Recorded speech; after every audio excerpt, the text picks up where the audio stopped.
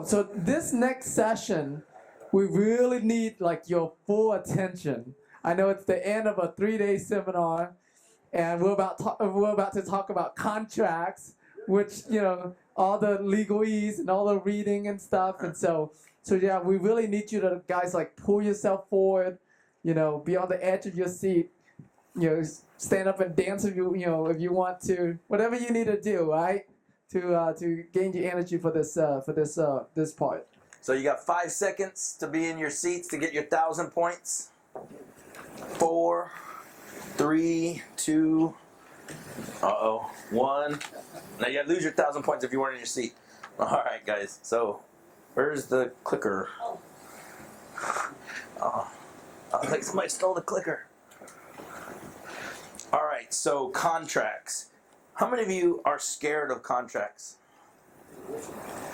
Like, or at least a little intimidated by them, like, because they can be. Only a few of you? Man, yeah, right. We're expecting. Some of y'all are scared to raise your hand, is what it is. Raquel's like, I ain't raising my hand, but I'm scared of everything. I'm scared of the contracts. So contracts and we're going to talk about how to fill them out to keep yourself out of trouble and stuff. So in your books, there's actually a copy of the contract.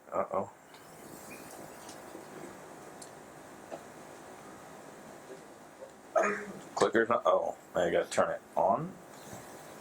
Turn it on.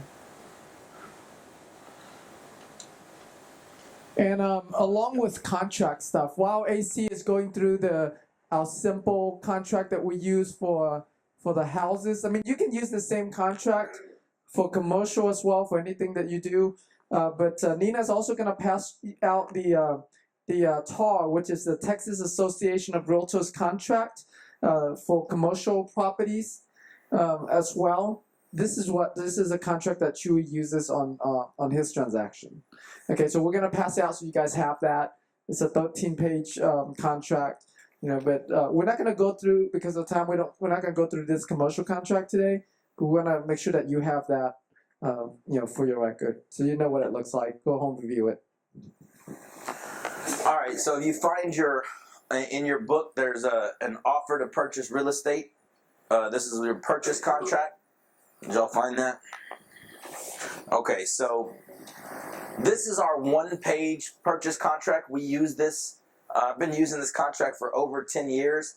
I put it together myself off of other contracts I saw, and other contracts I saw other people that were teaching this use. And I just kind of put together one that I liked best, that covered all the bases. And I actually, my attorney at my title company has even told me that he likes my 1-page contract better than the Trek contracts. Of course, you can't use this contract if you're a real estate agent and you're representing somebody. That's where the legal stuff comes into play when you're doing when you're representing somebody. That's why Trek contracts are so long. They're like 14 pages, 9 pages long, or whatever they are now. So this one's really simple. So it just says, but you probably can't see this up here, so you have to read the one in your book better. But it says, be it known the undersigned, and then has buyers in parentheses right there. So be it known the undersigned, in our case, would be Prosperity Group, and or assigns offers to purchase from, and then the seller's name. We have the and or assigns in here. Technically, my attorney has even told me that it's like you don't have to have and or assigns. Like, I get that all the time. People are like, oh, you have to have and or assigns to be able to sign this contract. It didn't used to be in there. I added that a few years back. Every contract is actually assignable in the state of Texas, unless otherwise stated in the contract that it's not assignable. So a lot of people don't know that, and they will fight tooth and nail to try to prove you otherwise. But we put it in there to make everybody happy. So, be it known that the undersigned Prosperity Group buyer and or assigns offers to purchase from. This is where you're going to put your Joe seller, or whoever's selling it, and then it has parentheses seller. Real estate known as, and it has address right there. So we're going to put 123 Main Street in the county of, in our case, Harris. Said property being more particularly described as. That's where you're going to put the legal description. How many of y'all have gone on HCAD before, or the County Appraisal District? So, okay, so for those of you who haven't, on the County Appraisal District, it will actually, you pull up the address of the property, it'll have the legal description. It'll say 123 Main Street, and then legal description, which has the lot, block, subdivision, section, all that kind of stuff in there. So that is where you're going to put this. I've had title companies tell me, look, as long as you get us the legal description and you don't know the exact address, which if you have the legal description, you probably know the exact address, but they can look it up through the legal description because that's the lot, the block, and the technical description and address of the property. So it says said property being more described as lot, block, all that legal description right there even says it. Ours is really, really simple to keep people from being confused. It says total purchase price. Again, what do you notice different about this contract than any other contract right here at the purchase price section? The part where it says total purchase price. Is there anything different, like in this section right here? What's different from another contract? No contract. No earnest money, no deposit. I don't even put it in my contract because I don't even bring it to their attention. I never put earnest money. Well, I will if they bring it up to me, but I don't. 99.9% of our deals we don't have to put earnest money down on. And this goes back to a question I don't know if somebody asked it yesterday or something, or I talked about it. In the state of Texas, like I have a lot of people tell me, well, if you don't put earnest money down at least $1, then it's not a valid contract. And I've even had like other wholesalers or other investors come up behind me to my seller and tell them, hey, there's no earnest money on this. This is not a valid contract. You can get out of this and you can close with me. And that's not true. It is still a legal and binding contract because in the state of Texas, as long as there is consideration, it is a legal and binding contract. Consideration and signed by both parties, it's legal and binding. The consideration in the state of Texas includes the purchase price. So just because I'm not giving an earnest money deposit does not mean there's not consideration. The consideration is I'm giving you 4 goats, 2 cows, and $50. It could be anything you want. Yes. So you take the first money, so you don't take it. I take earnest money. Yeah, I never pay earnest money, but I always collect earnest money when I'm selling. Yeah. What would be the scenario if they ask, like, hey, where's my earnest money? If they ask, what I tell them is, look, I close deals cash all the time. I close them really, really fast. I said if I was putting earnest money out on every property I buy, I would have a lot of money out tied up in earnest money. And what I use is what's called private funds to close my deals. I have millions and millions of dollars in private funds that I use to close all my deals. So I have to, if I'm going to close on this real fast, I'm not going to tie up my money as earnest money with you and then have a bunch of money tied up with, I'm closing, 10 plus properties a month. I'm not going to tie up all this money in earnest money and be able to, and close. I'm going to close in a few days. So as long as there's no problem with your property and no problem with the title and everything, you're going to have your money within 30 days anyway, and sometimes within 2 weeks or a week. Listen, one other thing, when you go approach sellers that you got to do, you also clarify to them that you are not the end client. Is this not correct? His question is, do I clarify to the sellers that I'm not the end buyer? No, as far as they're concerned, I tell them, like, I'm going to buy the property, or if it does not fit, for some reason, if I'm not going to close on it, I have partners that I work with that will close on the property. So they know it's going to be me or my partners. And to me, when I'm describing it to the sellers, my buyers are my buying partners, my funding partners. So I tell them either me or my partners are going to close on the deal. I don't necessarily tell them that I'm wholesaling the deal or I'm going to sell it to another investor. As far as they know, it's me and my partners. If it doesn't fit, I tell them, look, I have partners that buy all over town. If for some reason this deal doesn't fit for me or work for me, I'm still going to get you your cash. I got a partner that likes that area of town, and they're going to close on it. Yes. If they require It's not a deal breaker. It is a hindrance. It has to be a really good deal, and I have to be getting a really good price on it to want to put earnest money down. I had a deal in Clear Lake a few months back where they wanted $1,000 earnest money. I talked them down to $500, but I knew I was going to make like $20-something thousand on the assignment fee. So I was so sure I was going to make $20-something thousand on the assignment fee that I didn't mind putting $500 down to lock up the deal because it was a nice neighborhood, a good house, and I was getting a great price. Just right there in the step.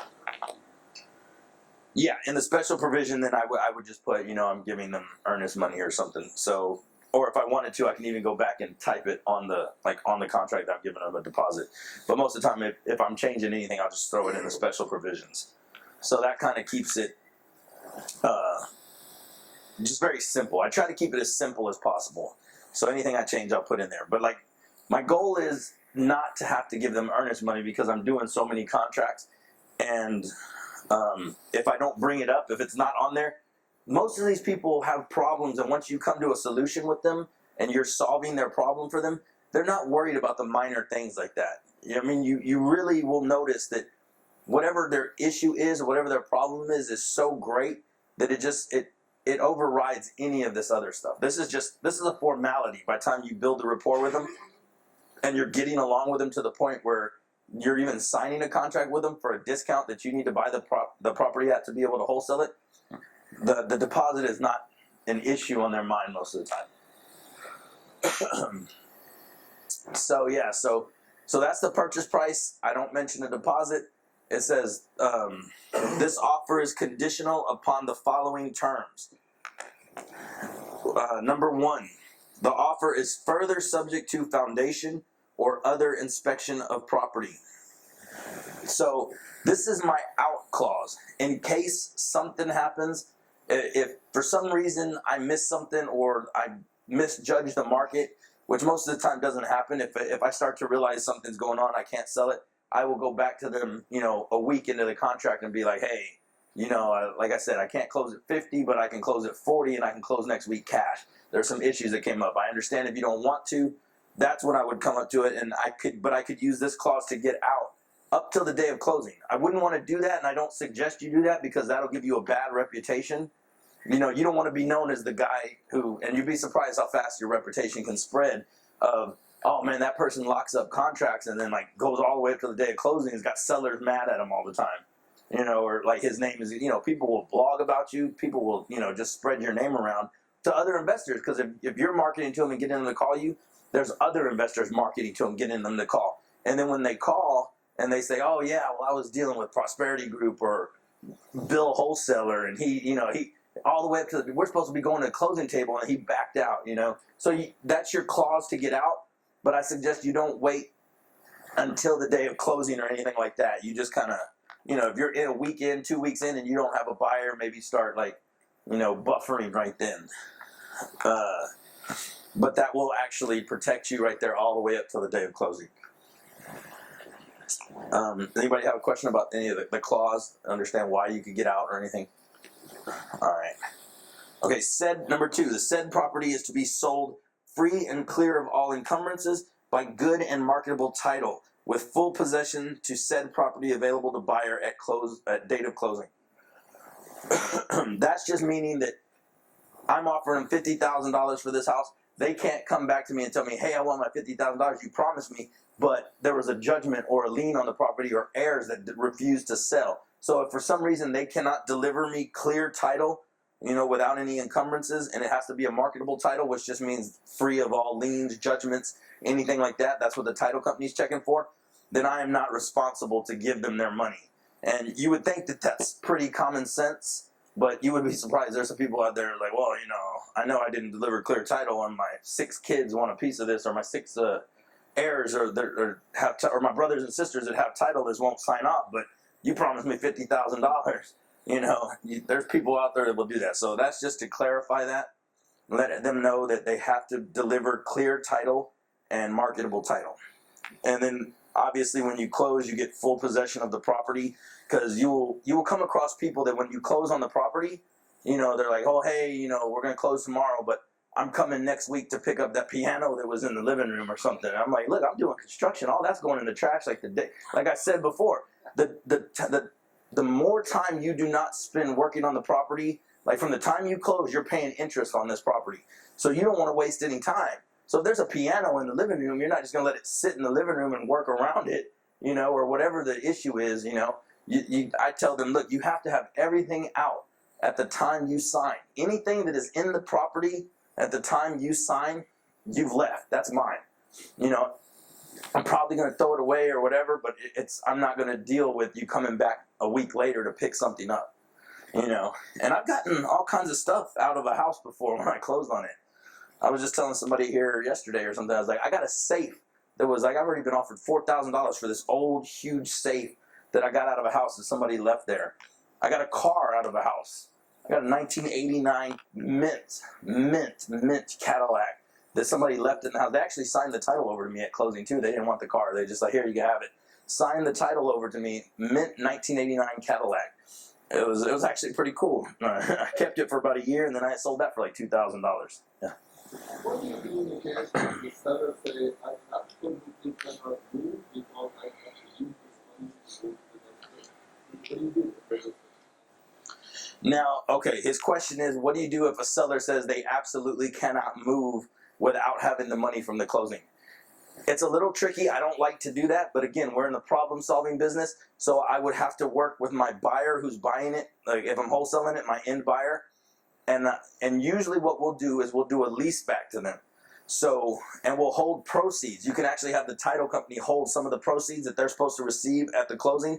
So say they're going to walk away with $25,000 and they need, you know, $2,000 to move out or $3,000 or whatever it is. You can release $3,000 to them at closing and tell them, look, we'll release $3,000 for you to move or whatever the amount they decide they need to move at closing. And the rest is going to be held in escrow or held, you know, until you move out. And then if you do not move out by X date, it's going to be X amount every day that you stay. So it's kind of like a give and take. So they're not going to get all their money until they're all the way out, but you can release a portion of the proceeds to them so that they can move out. Okay, another question along the same line. If the seller is going to stay in the property and you have buyers that are marketing, they want to go look at the property, then how do they go into the property when the seller is still living in it?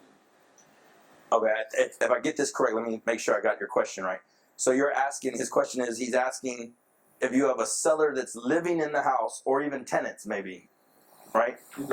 So tenants or somebody living in the house and you're trying to wholesale it, how do you get in to show the property? Okay, I tell them, like if there's tenants or they're living there, I tell them that I have partners that I work with. I have funding partners. I also have to come in and have inspections done on the property, and so I'm gonna have to come in 2 or 3 times with a group of people and let them know that ahead of time, especially if they're staying in the property or something. If it's vacant, I just try to get a key and put a lockbox in. It's real simple, cut and dry. But if there's there or they have tenants, I tell them I have funding partners, which are my cash buyers, and I have inspectors, which are also my cash buyers because they're inspecting it too. They're my partners. So that's what I tell them. And then in that case, instead of just giving them the lockbox code like we do on a vacant house and letting them go through, we will set up group showings. And usually what we'll do is we'll take calls for a couple days because usually we sell the property really fast. But in that case, what we'll do is we'll take calls for a couple days, line up the best prospects, the ones that have we'll tell them drive by. If you're still interested, call us back. Amilda will get all their information and we'll set up a group showing. We'll say 4 or 5 people, the best quality prospects to buy that property. And then they'll all show up and then they'll call Amilda and you know, Amilda will show them and then they'll go meet like down the street at a restaurant or something like that, or they'll all leave and then call her and give their highest and best offer. I already knew your answer, but the asking was for the rest of the group. Awesome. That's actually a good question. Thank you. Because that is a really good question. And it comes. You're going to come up. The more deals you do, yeah, you're going to run into this a lot. Oh, George.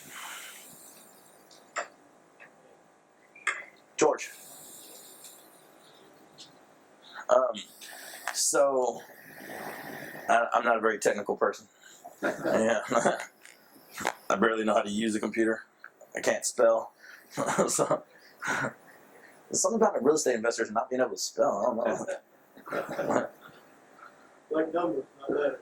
Yeah, I know numbers. I don't know any spelling. So yeah. So again, that's a very good question because the more deals you do, the more opportunities you're going to have to come up with a situation. Was that it? Awesome. You're a genius.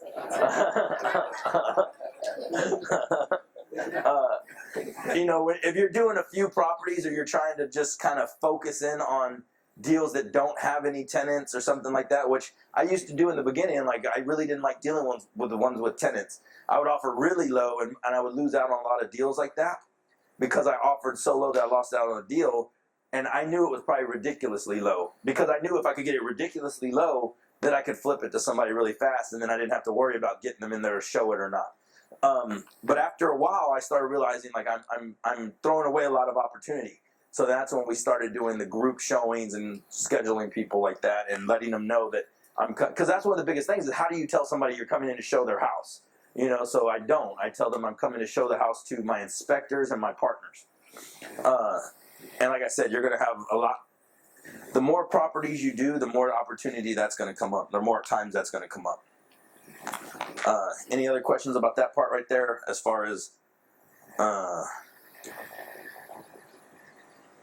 the possession and everything like that? Alright, so number 3, like I said, you can't see it right there, but closing shall occur on or before, and then that's the date you're going to put. Like I said, I put all my dates about 30 days out. So it's like, and at buyer's title company or attorney's office, unless such other time and place shall be agreed upon. Now, I always insist on using my title company, because like, if they tell me they have a title company, I'm like, look, my title company gives me the best deals. I'm not going to get a better deal anywhere else, because they do a lot of deals for me. I close a lot of deals with them. So then they're pretty much that cures that. And I don't really use an attorney's office, but you could. But I like title insurance on everything. Like anything I'm selling to somebody, unless it's stated, like sometimes you get a deal that for like $3,000 for a house or something because there's no clear title. And the seller understands that, you know, you're only going to give them $3,000 because there's not clear title and you're not going to take a big chance. And then I'm going to sell this property for $5,000 or $8,000 to somebody else and tell them, look, I'm only giving it to you for $5,000 or $8,000 because we can't get title insurance on this. So you're going to have to take a chance on it, but all you got to do is rent it out for so long and get your money back. So like that's a specialty case that doesn't happen all the time, but we've done that before. We just did one a few weeks ago that we sold for like $6,000 because we couldn't get clear title on it. But most of the time, I always insist on closing at a title company. And the reason why is I had an experience where somebody filled out a form on one of my websites, and the lead came in, the house was in Dallas, the seller's in Dallas. The guy's like, look, hey, I got this house, you know, it's worth $350,000 or something like that. And he wanted like $250,000, and I negotiated it down to like $170,000. So I'm like, okay, this is a good deal. $170,000. I didn't know Dallas, but I've done some deals out of the city, out of our town, our local area. So I got it under contract for $170,000. I marketed it to my buyers list because I do have buyers in Dallas looking for stuff, and I sold it for $178,000. So I'm going to make an $8,000 assignment fee on it. The seller started telling me, look, we got to close at my attorney's office and this and that. And he's like, you know, because I'm the trustee or something like that. That's what he was telling me. He's the trustee of this property. And I was like, look, no, I only close at a title company. I won't do the deal unless we can close at a title company. And he's like, fine. I got a title company down here. I got referred to another, that's the same title company by somebody else. So it was okay. So I had him go to that title company, take the title down there, or take the contract down there, open title, and then I sent them my assignment contract. Just like any other title company going through the deal. Took us about a week. We get closed. Buyer goes down there and signs. Seller went in there and signed. Got title insurance. And then about 30 days later, about 3 weeks later, actually, it was about 3 weeks, I get a call. And it's like, hi, this is so-and-so from the FBI. And I was like, oh, man. And they're like, yeah, did you sell a property at such and such address in Dallas? And I was like, maybe. No. I was like, yeah, I sold that property. And I was like, what's going on? And I was like, how do I even know you're an FBI agent? You know, I mean, I'm not. And she's like, well, I'll tell you what. Just hang up and call this number back and ask for agent so-and-so. And I was like, okay. So I hung up. I called the number back, and they were like, FBI, Fort Worth, or whatever it was, or Dallas, Fort Worth, something like that.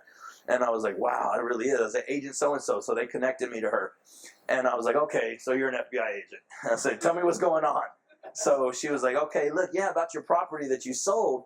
She's like, did you know the seller? And I'm like, no. And she's like, how did you find him? How did you find out about this deal? And I said, look, he filled out a form on my website. So the lead came in. I processed it. I made him an offer. He accepted it. And she's like, and what about the buyer? So that was the seller. She said, what about the buyer? And I said, same thing. I have a huge email list of people that buy houses cash, and that's what I do is I sell houses to investors. So she's like, you're just a middleman then, pretty much. And I was like, yeah. So she's like, you don't personally know this buyer or know this seller. I'm like, no, what's going on? She's like, all right, well, I'm gonna tell you what's going on. The seller sold this house 121 times in 1 year, and he didn't own it. so that's the big key right there. So that's why he was trying to get me to close an attorney's office, because it probably wasn't a real attorney. So he sold this house 121 times for probably at least 170 each time, because I negotiated with him hard to get it down to 170. So if my buyer would have bought that property without title insurance, he would have been out his $170,000 or his $178,000, because he wouldn't have had, or whatever it was, he wouldn't have had title insurance, and he would have had no proof. The title company still tried to give him trouble. They were like, "Oh, no, we're not insuring that." And he's like, "Well, no, I signed with you and got insurance." So the title company ended up having to pay him back his money because he did have title insurance through their underwriters. But you see why I stress title insurance on everything, unless we know it's not clear title and it's a really, really low price, because you don't want to take a chance on something like that. And you really don't want the FBI calling you, especially if you didn't have title insurance, stuff like that. But it was all good, you know. You know what? I don't know, but apparently 120 something other people missed it over the year too. I'm sure some of them closed at a title company. I can't be the only person out of 121 people that forced them to use the title company. But you know, and maybe I'm not really sure. I'm not even sure. You know, and the title company asked me to call him back and try to sell him another property so they could get him, but he never answered the phone again. You know, they were just trying to find a way to contact him. I'm sure they got him eventually, but yeah, I mean, I really don't know how he did it, because I don't understand how you would fraud something like that. I just know that I want my buyers to be protected. When you talk to get it on the contract, you like check their ID and all that? No, okay, his question is, do I check their ID when I get it under contract from the sellers? No, because I turn everything into the title company. Like, I ask them if they're the seller, you know, and verify the name on the title of the property, like HCAD or something like that. But I don't check their ID or anything. I turn everything into the title company. And, like, if they come in and they're not the person to the title company, then that's when I would know. I let the title company handle all that. Yeah, so I don't check that. All right, so closing. So that's why I use a title company, obviously, number 3. Number 4, other terms. I put it in bold right here, as you can see on the contract. Buyer to pay all closing costs except taxes. This causes a big, like, I don't know, sellers, you know, always want you to pay their taxes. I always tell them I pay all closing costs except taxes. I said seller to provide buyer with access to the property upon acceptance of the contract. So that lets them know that when they accept this contract, I need a key, or that, like I said, I'm going to be bringing my inspectors in. They need to know that I'm coming in. I let them know right then. If there's a tenant or they're living there, I tell them, look, you're going to have to let me in a couple times because I got my inspectors, my funding partners, stuff like that. Or they got to give me a key so I can put a lockbox on it so I can be able to show the property. So that's how I cover that aspect of being able to get into it. Buyer paying all closing costs except taxes. I put that in bold because I definitely want them to know that. And I tell them, look, I don't pay your taxes because what if you haven't been paying taxes for like 10 years, you know, and it's not coming up on HCAD yet, or on the CAD or on the tax rolls or something. My title company will find out eventually. I said, but I don't know. So that's up to you. Everything on my offer is net to you except for the taxes. So if you owe any taxes, that's coming out of there. I stress that and make it totally clear. On my contract, This also varies, right? If it is a delinquent on the taxes, you pay the taxes. if they're delinquent. Yeah, his question is if they're delinquent, they pay. Yeah, that's exactly why I put it that way. Because if they didn't pay their taxes, that's on them. Not going to pay. Like we had one recently where, is Derek still in here? Okay, there was one of our students was in here. He had a guy that owed $23,000 in taxes. You know, and then he's complaining. I thought you were paying my taxes. And the guy's like, yeah, I'm going to pay. And Derek was like, yeah, I'm not going to pay your $23,000 in taxes and give you the amount of money you were expecting. That would totally take the deal from being a deal to not being a deal. What percentage of your purchase price would be your closing costs? Is there like a percentage of that? Like, how do you know how much your Closing costs is usually 1 to 2%, right, Jim? It's like 1 to 2%, especially on a cash closing. Now, if you're like on a financing deal where you're doing conventional financing, that's different. You know, you're going to have some more costs in there, like doc fees and stuff, and lender fees. I don't know. In yours right here, this is actually one of the contracts we actually use. On this one, it's not on here on the presentation, but I have on here on number 4. You can see at the end, smaller print, but it says closing cost includes $250 coordination fee. That is the $250 coordination fee I was telling you that my closing coordinator makes on every closing. So I put it in there. Now, if they say, hey, what's this $250 fee for? Remember, this is my purchase contract. So I tell them, look, buyer's paying all closing costs anyway. I'm paying all this. So you don't even have to worry about that. That's just how I make sure my closing coordinator gets paid. And they're like, oh, okay. And then when I assign the contract, obviously my buyer is taking over my rights to this contract, so they're having to pay that $250 fee. And then usually I sell them the property so cheap they're not really complaining about that. So that's a way to get my coordinator paid without having to take any profit out of the deal, because everybody else is getting paid. You know, acquisition person, the company, the salesperson, all that. Number 5, it says this offer expires at midnight in 4 days. You could put a date in there, like what's the date today? The 24th. So if I put it in there a day, I would just say, okay, expires on the 28th. You know, I could put a date in there. I just have this in here so because we do so many contracts, I just leave it the same. So it says in 4 days. So it's not really like I wouldn't accept the contract if they came back in 5 days and said, hey, I was busy or something like that. I would just have to redo the contract. But I want them to have some sense of urgency. I want them to think that, okay, if they don't accept this contract right now, this guy might not. I tell them, look, I'm looking at 4 other properties. You know, if I buy one of them, I might not be able to close yours. So I'll tell you what I'll do is I'll give you 4 days to accept this. If you don't accept in 4 days, I'll look at the other properties. I might buy one, I might not. So, you know, let me know. But I can guarantee you, if you come back in 4 days and you accept this offer, I can go with that. Her question is, do I include weekends? Yeah, well, I mean, I'm just saying for them to sign it and send it back. So, yeah, I mean, I include weekends because I tell them, you know, sign, like, if it's a Friday, and I'll tell them to have it back to me by, like, Tuesday or something like that. You know, yes. So 4 days is just 100%. Yeah, it's just you could put 3 days, you could put 2 days. Some people put 24 hours. I've known people to put 24 hours in there, accept this in 24 hours, because it just gives them that sense of urgency. And you tell them, look, I'm looking at 3 other properties. If somebody else responds to me first, I'm going with that. So yes. So to me, it doesn't make too much sense after all that work that you have done. You have taken the lead, you have done your homework, you have gone over there, to do all the things, and then you're still giving them more time to think about that. Because when you give them more time, don't you think they are going to settle it into other people who are calling them? Sometimes, and that kind of depends on reading the person's personality, because there are some people that are drivers that, like, they make decisions.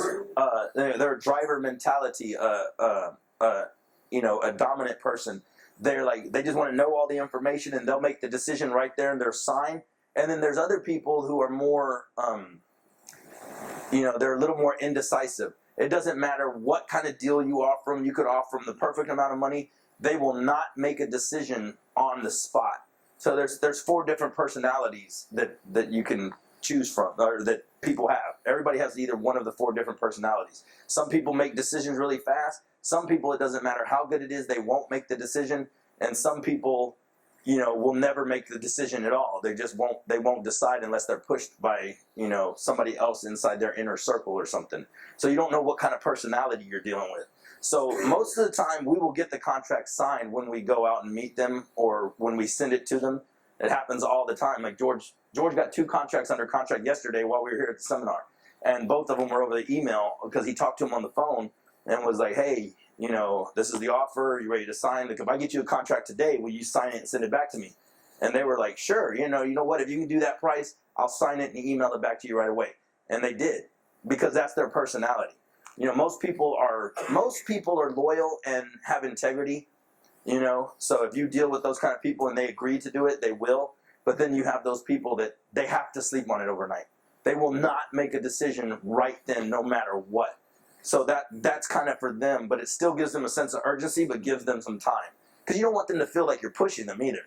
You know, if somebody feels pushed, then sometimes they back away rather than come towards you. Actually, I took that number 5 out my contract because I had room for it. This contract was there for 4 days until I found an opportunity. So I didn't know it. I didn't know. Well, you could. I explain to them. I tell them, look, that the offer expires in 4 days because I'm looking at other properties. I may or may not have bought another property in that amount of days. Well, I want them to have for me, I want them to have some sense of urgency. I use it in our negotiating, you know, because I tell them, look, you know, in 4 days I might have bought another property, but I might not have. Let me know. But I'm telling you, if you come back in this 4 days, I can guarantee you this price. So I use it to our advantage. You know, now it could backfire. We've had people that say that too, like, oh, I thought, but we follow up with them. You know, I mean, you always have to be following up. Yeah, past the expiration date. You know, we follow up with them like the day after we send the offer, and we'll follow up with them, you know, every day if we have to. But if we follow them up in a week and it's been 7 days and expired in 4, we tell them, hey, did you get that offer? What was wrong with it? You didn't accept it in the expiration time. And then they'll be like, oh, I thought it expired, or no, it wasn't a good enough offer. You know, whatever their answer is, we can deal with it then. I always have to sign right there. So, and now leaving up to go up to the place, unless such other time, right? So if you don't have the closing date after the date, well, it could be another such one. So if you look at the closing date, if you could, now they have Okay. Okay. He is saying on the one where it says, number 4, unless such other time or place shall be agreed upon. In my contract, I am meaning, like we'll meet at their house at a certain time, but before the expiration date. I always, like when it gets within a week of this date coming up and there's something with title or something that's not letting us close, I make our acquisition people go and get another contract signed and extend it for, technically in Texas, if you are ready to close, you're ready and willing to close, and the seller's not, the contract is automatically extended, I think, for like 90 days, 60 or 90 days.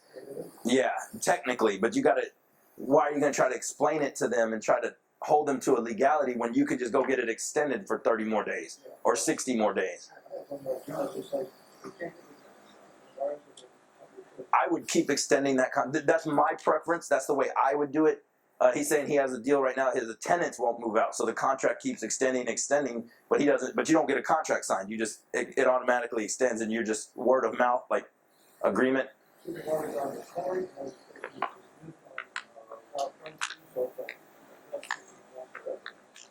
Yeah, I would always go and get that contract extended, like no matter what. Like I would even maybe extend it for 90 days or 60 days, so I have longer time before I have to extend it again.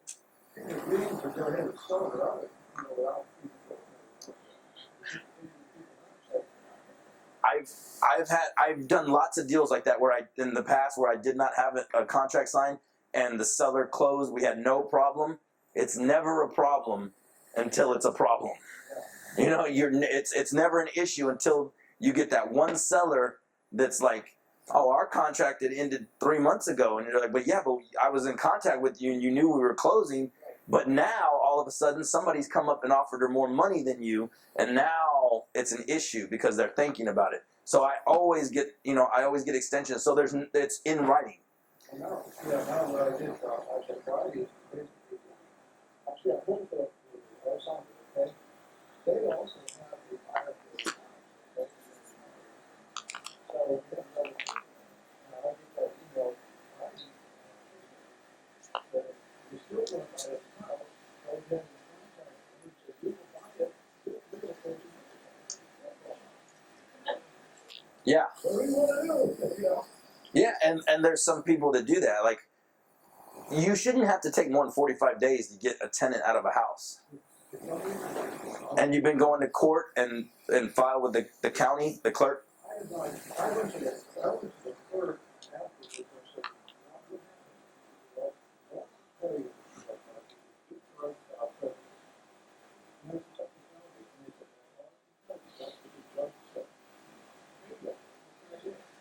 Yeah. Well, then I would sell it to them and let them deal with it if they're willing to do that. Yes. What could have happened is again, I don't know the tenant has a valid lease for as long as we have time. You cannot evict that tenant until that contract expires. There's no contract. Okay. Yes. So that's another good point. Surrender was saying if there's a lease on the property and you're buying it in the state of Texas, you're supposed to honor that lease with the person, like even if it from the previous tenants, because that's their right to be able to be there. So you can sell the house if you're say you're wholesaling, you got it under contract. I have buyers that buy properties all the time from us, and if there's a lease, they're willing to keep the tenant for a while or something. I will also use that as a negotiating tool to be able to get a better price on the property. I'll say, look, I really don't want a property with tenants in it. I want a property that's vacant, but look, I can give you X amount if you can get rid of the tenants, or I can give you this much if you can't get rid of the tenants. So, anyway.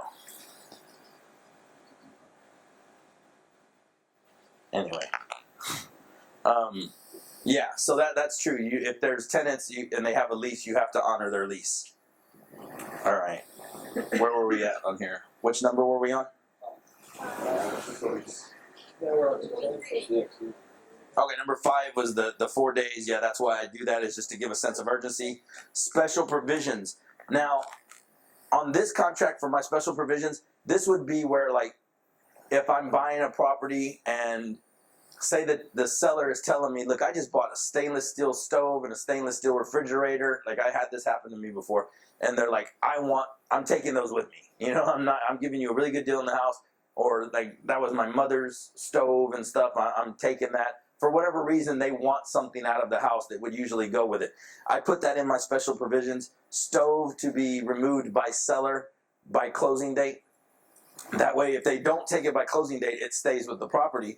But that way, when I assign this contract to my end buyer, my investor buyer, then there's no question about it.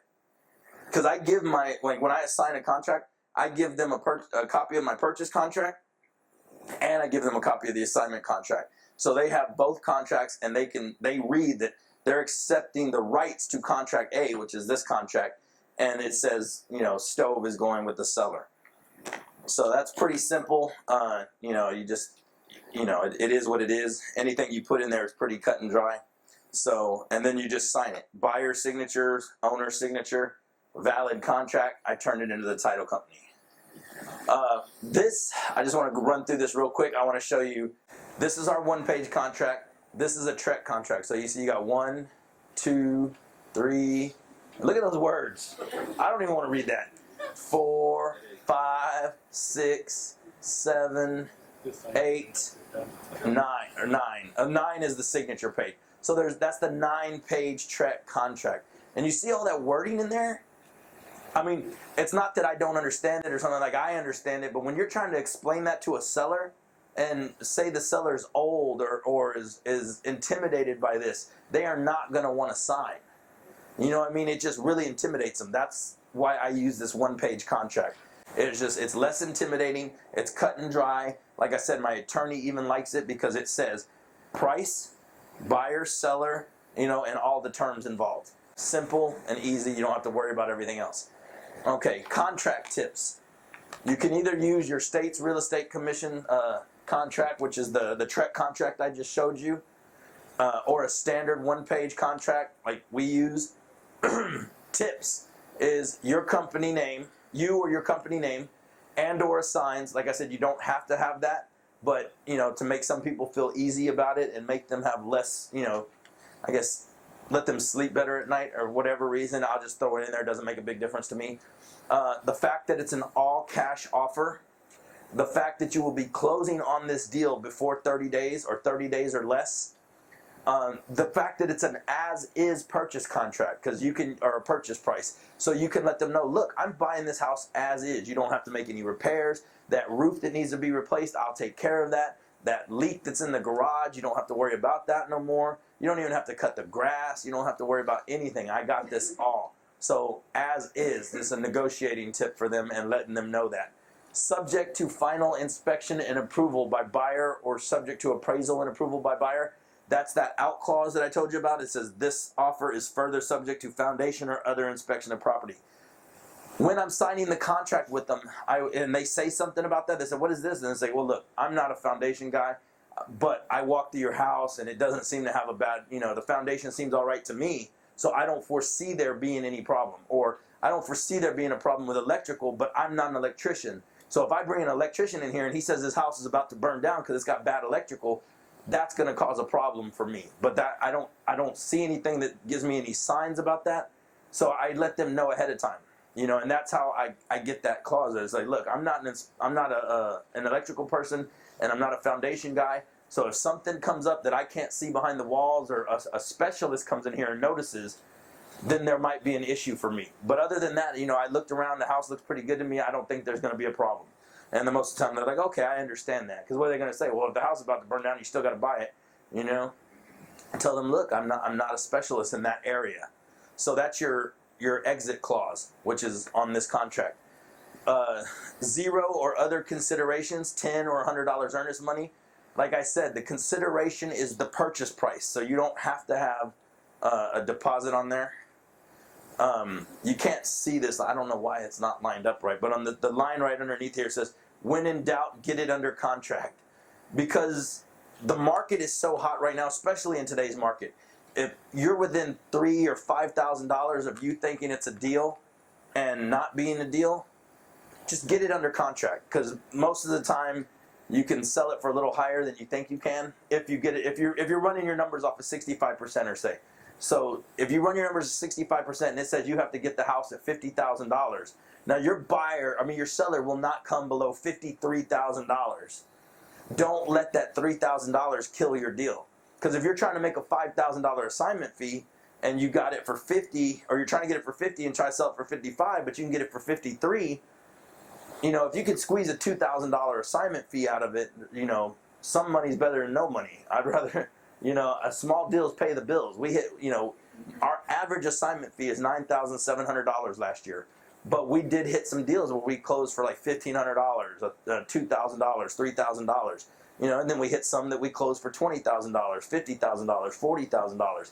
The small deals pay the bills; they add up. So don't just throw away a possible deal because you think you're not going to make much on it. Get those under contract too, and you may be able to squeeze more money out of it. Flipping the contracts. Okay, the contract between the investor and seller. That's you and your seller. The investor records the affidavit. That's if you have to record the affidavit. The memorandum. Investor submits seller contract and affidavit to title company, which that's just your contract. I wouldn't even worry about the affidavit or memorandum of contract unless you think your seller's trying to go around you or something. You turn that into the title company. The contract between the investor and the buyer. That's your assignment contract. So you're gonna take the investor will submit the buyer contract to the title company, which is your assignment one. Or if you have to double close, which we don't really double close, we use blind HUD, split HUDs. How many of you know what a blind HUD or split HUD is? How many of you don't know what a blind HUD or split HUD is? Awesome. Okay, good question. A blind HUD or a split HUD is how you can avoid your seller from knowing how much you're making. So if you look, okay, the next page is actually an assignment contract in your book, but right after that, this is a HUD. Okay, this is a HUD. Now, you got your buyer's information and your seller's information. I'm not sure if this one they did split or not. I can't tell. Okay, this is a regular HUD. So they tell you right here, okay, cash from borrower. This is how much they had to bring to closing, and then cash to seller. Well, you can see right here, it's all blank. They didn't put any of the information of the seller's information on that side, but the buyer's information is filled out. So the same thing would happen for the seller. Is when the seller goes to closing and they get their HUD, this side would be filled out. The seller's side would be filled out, but the buyer's side would be blank. So the reason that's good is the assignment fee that you're collecting, that you're making money on in a wholesale deal, is considered a buyer's cost. So if your buyer's if it's in your buyer's cost and it says you're making a $10,000 assignment fee, and then when the seller gets their HUD and the buyer side is blank, they're not going to see that you're making a $10,000 assignment fee. You know, so you just don't want your seller to know. That's who I avoid knowing how much I'm making. My buyer, you know, I consider if I'm giving you a good deal, we should be able to work together. But the seller, I don't really want knowing how much I'm making on the deal, because they may think that I'm buying it myself. They think my partner's buying it. They don't need to know that my company got an assignment fee out of it. So that's the HUD. That's what a blind HUD or a split HUD is. It's just splitting the two different HUDs, giving one person their information and giving the other person their information with. Yeah, the blind HUDs and split HUDs are the same thing. Some title companies call them blind HUDs because it's blind to the other side's transaction, and some people call it split HUDs because they split the HUD, buyer side, seller side. And also when you go to closing, your buyers and your sellers are in two different rooms. Like when I do a closing, my buyer always comes in first. My buyer comes in usually in the morning. They meet in a room with the title company. They bring their funds. The title company takes their funds, puts it in their escrow account, and then they sign all the documents. And then later in the afternoon, my seller's going to come in. The seller's going to come in. They're going to sign all their documents and look at their HUD, sign everything off. And then the title company, because the buyer came in first and deposited the funds, the seller's going to walk out with a check. Now, the reason I do that is because you do not want to go to closing with a seller and not have a check for them when they're walking out. Because they're going to freak out. They're going to be like, wait, something's wrong here. I just signed everything. How come I don't get my check? Where's my money? You know? So to avoid any kind of hassle or any kind of upset with the seller, I make sure my buyer comes in first, has the money, and then the seller comes in and walks out with a check. Walking out with a check will relieve a lot of upset. You know, you will solve a lot of problems by just having them walk out with a check. Yes. On the HUD? On this one, oh, the question was on this HUD, is there a part where the assignment fee is? It's usually on line 1300 or something like that. Let me see. Let me look on the next page of the HUD.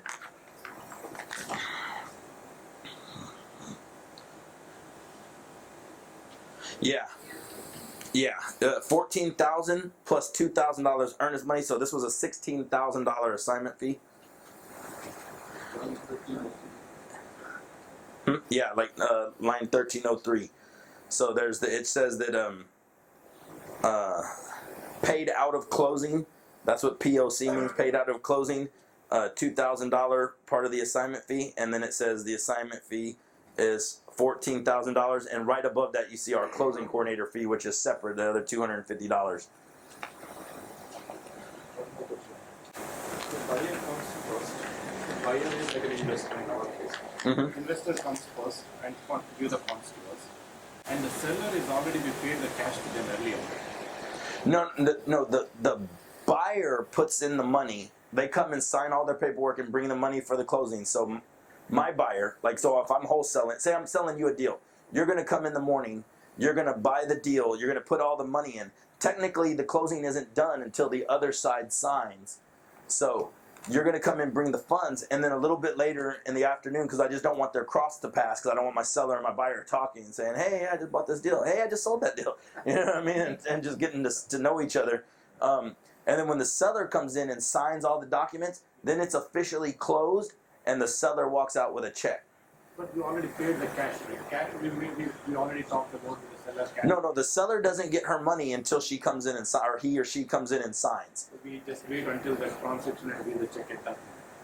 The seller. The title company does all that. Like I don't handle any funds. I don't want anybody bringing me money and me paying somebody. I want the title company handling all funds, but the buyer will bring in the funds first, and then the title company will disperse them to the seller and me. I get my assignment check when everybody is signed. So when the seller walks out with a check, I walk out with a check. For funds, do you request from the buyer cashier's check? For the earnest money? No, for the Closing? Title companies, okay, his question was, do I make them bring a cashier's check or a personal check or anything like that for closing? The title company will make you bring in a cashier's check from your bank or money order or something like that. They will do a wire, but if you're bringing it, but they won't take a personal check. Is what I'm trying to say. Yeah. So you can wire the money in. You can get wiring instructions from the bank and have the money wired in. You can bring a cashier's check or a money order. So yeah. So those are the ways to close that. So title search. This is what you do. This is what the title company does. So filing a memorandum of contract.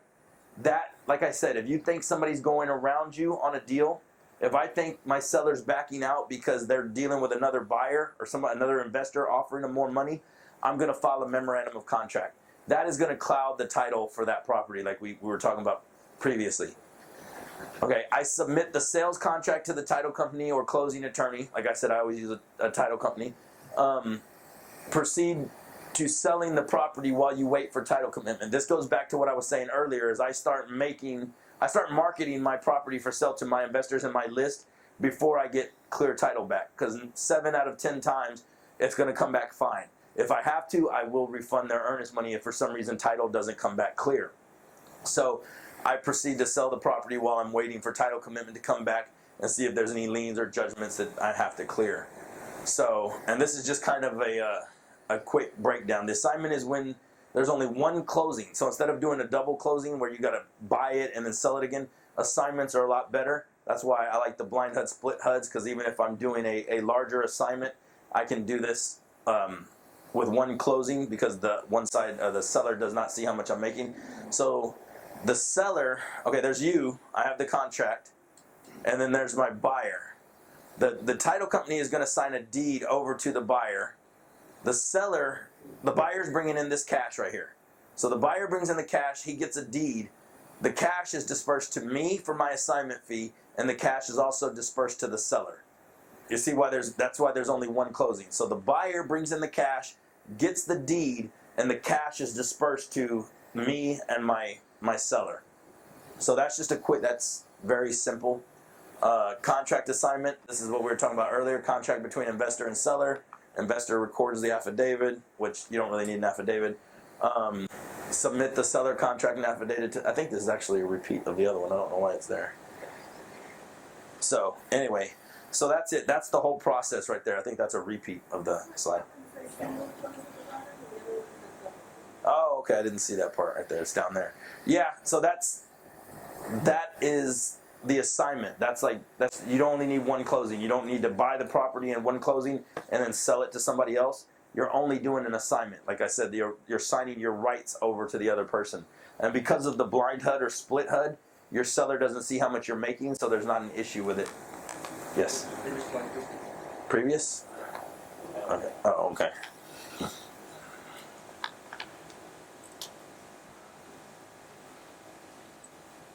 This is the buyer's card that we have. This is the borrower's HUD, the buyer's HUD, yes.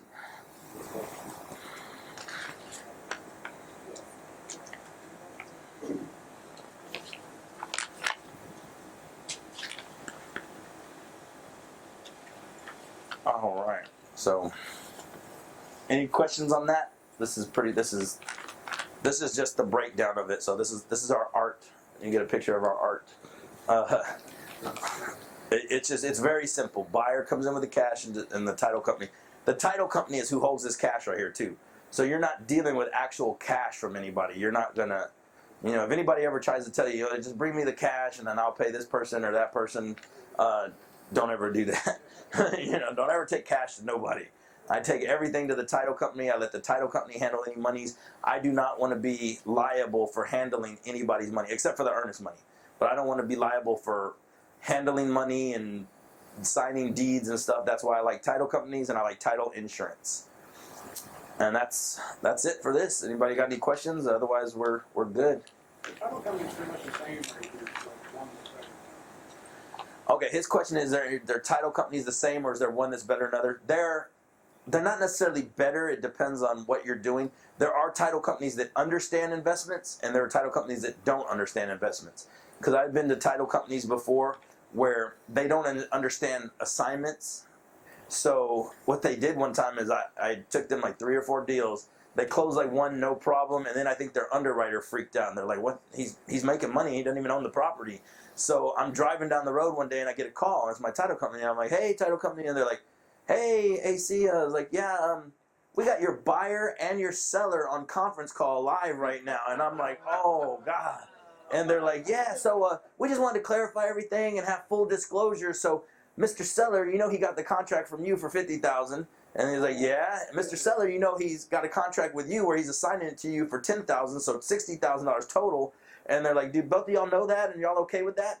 Luckily, my seller was like, "No, I didn't know that, but I'm okay with that." And then I, like on the phone, I had to be like, "Well, look, this is one of my funding partners, and I'm selling it to him because I didn't want to close on the deal, and he's going to give me $10,000 to pass the deal on to him because he's going to put the money into it." And and I didn't want to deal with the deal. Like I just saved it somehow right there. My seller didn't care, but needless to say, that was the last time I ever closed a deal with that title company. Yeah, I pulled out like 4 deals and took them to another title company. Yeah, no, it was true. I signed it over to him. So all the fees of the title company, who's paying those? The buyer. Oh, his question is, who pays the fees at the title company? The buyer. The buyer is paying all the title, all closing costs, and all the fees from the title company are included in the title cost. So there's, like, if they have any doc prep stuff that they need to do, or if they need to send a runner to pick up get a signature or something like that, or hire a mobile notary. Like when we do those mobile closings, the cost does go up a little bit because they got to run and get it done. For some of them, now my title company actually does it, for free, but because we close so many deals with them. But if they have any kind of fees, all the title policy, everything like that is included in closing costs, and that's paid for by the buyer. Awesome. Yes.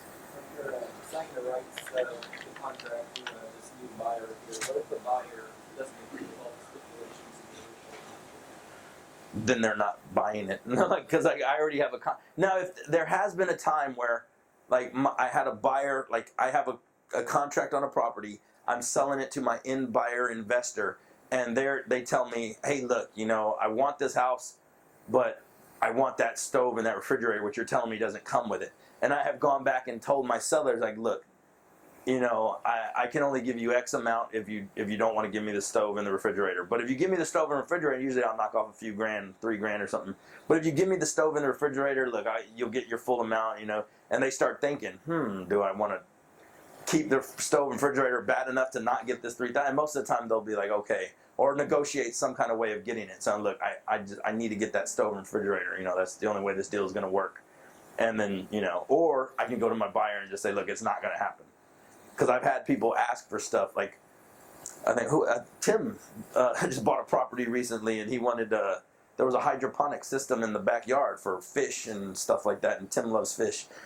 Tim and his fish, and he wanted that hydroponic system, and the seller took it, but he thought that was coming with the house. So we actually called. Did he get that hydroponic system, George? Yeah, aquaponic, whatever. It's the same thing. Doesn't it grow stuff on top? Oh, that was a different house. Never mind. That was Tim's other house. The hydroponic system was in Tim's other house. I think that's where he lives. Did he get that system? So he got the aquaponic system because he wanted it, and we asked for it, and they threw it in. So yes. No, usually I do, but I'm saying in a case that like I negotiated and they didn't want to give up the appliances, but my buyer wants them, I will go back and try to get it. But and if I can, I'll get them throw it in, and if not, I just tell the buyer, hey, look, you want the deal or not, I can't get you the appliances. So everything is negotiable. You know what I mean? So it's all about. It's kind of a customer service thing. You're servicing your seller, like trying to make everything as smooth as possible for them, because that's where you make your money is getting everything done for them. But also your buyers, if you can help them, they're probably going to buy more properties from you in the future. You build a good reputation. It's just being friendly and trying to do what you can.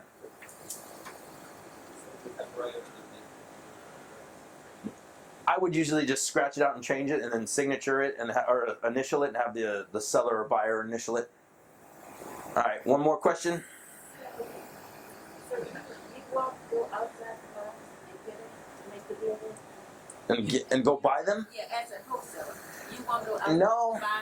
Usually, not really, not in that case. There's sometimes I'll go out of my way to do certain things. Like we've moved people out, you know, like people that couldn't move or something like that. Like we just did a house recently where the old people couldn't get out of the house on their own, so I rented the truck.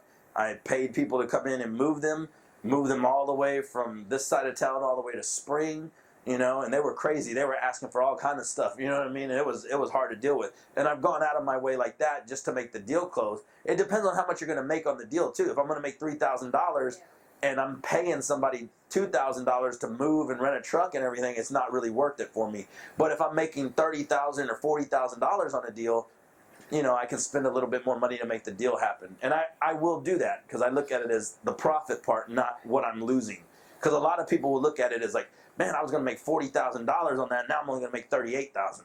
And for some reason you would think that that's not a big deal, but they're not thinking of it as I'm making 38. They focus in on the wrong thing, like Will was talking about earlier. You focus in on the wrong thing, and you're not focusing on making the 38. You're focusing on losing too. And I've seen people throw away deals like that, you know, and lose deals because they get stuck in their head on something. I'm ready. All right. Hey, let's acknowledge AC.